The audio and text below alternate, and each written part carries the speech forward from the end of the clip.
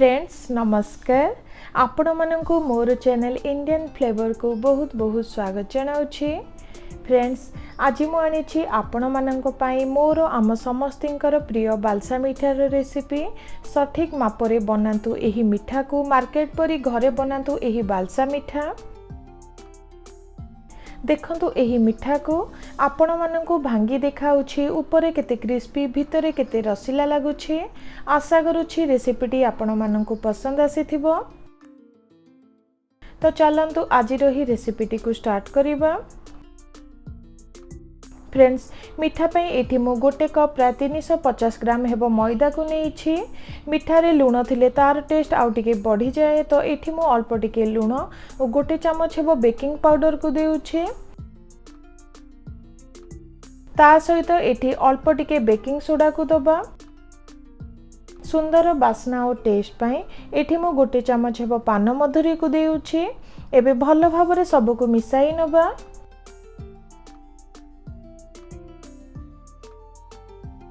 Friends सुंदर खास्ता आसीबा पई एठी मु 3 चमच हेबो घी को देउछि।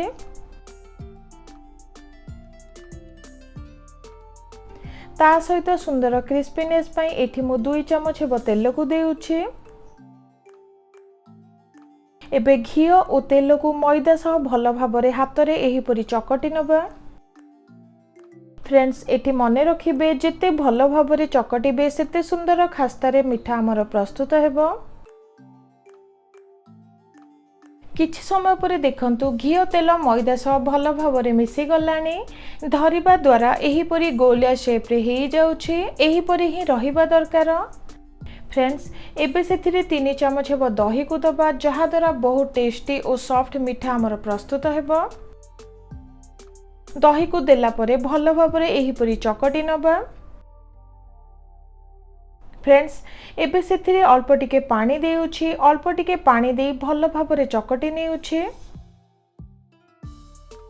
देखंतु भलो भाबरे चकटी नेली डोटी हमर रेडी हे गला। एबे कवर करी नै 10 रु 15 मिनिट पई रेस्ट रे रखि दबा।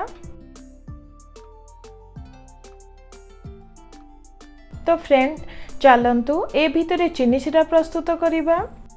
एठी मु सेम मापरे गोटे कप हेबो चीनी को नेइछि। एबे सेथिरे आधे कप हेबो पानी को दबा।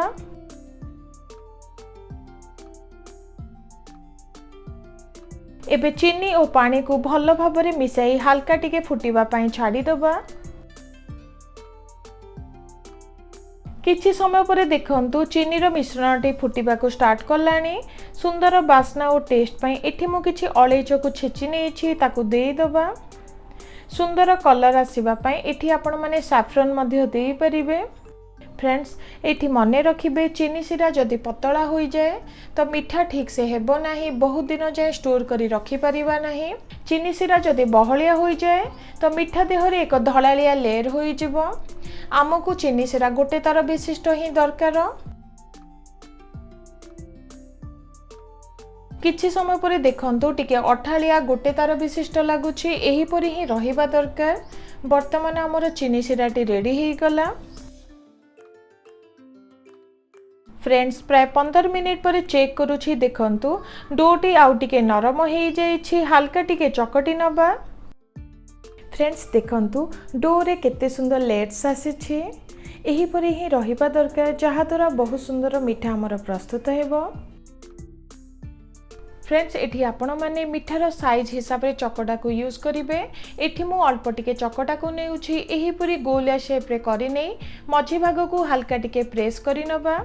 देखंतु एही परी बालुशाही सब को गढी नबा। फ्रेंड्स आजिर रेसिपीटी जदि पसंद आसे तो लाइक करि देबे। आगो को नुआ नुआ वीडियो देखिबा पई चैनल टी को सब्सक्राइब करिबा को भूलिबे नहीं। देखंतु एही परी गोटे गोटे करी बालसा मिठा सब को गढ़ी नेली। फ्रेंड्स तेल अधिका गरम थाए तो बालसा मिठा सब पोड़ी जिवो भितरे कंचा रही जिवो। तो सब बेले मीडियम हीट तेल रे ही छाणीबे। एबे गोटे गोटे करी तेल रे दे दबा।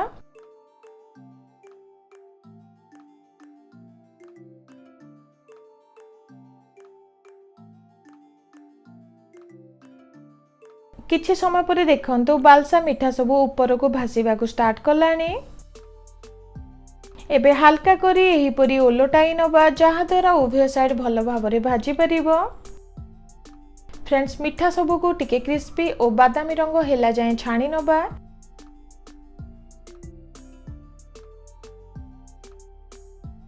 किछि समय पर देखंतु बादामी रंग और क्रिस्पी लागुछि।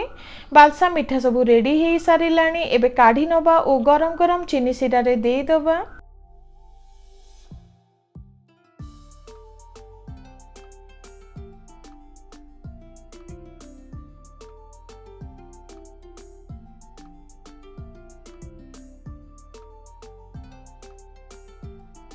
फ्रेंड्स चीनी सिरा रे देबा परे भल भाबरे ओलटाई नबा और 3 रु 4 मिनिट पई रेस्ट रखी दबा जहा द्वारा उभय साइड रे भल भाबरे चीनी सिरा भेदी परिबो। तो फ्रेंड्स देखंतु बालसा मिठा सब रेडी हे गला। एबे गोटे प्लेट रे काढी नेउछि। देखंतु मिठा सब देखिबा को मार्केट परी होईछि।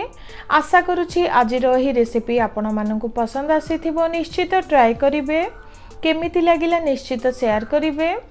जदि भल लागे गोटे लाइक करिदेबे। नुआ थिले आगु को नुआ नुआ वीडियो देखिबा पई चैनल टी को सब्सक्राइब करिदेबे। रहुछि नमस्कार।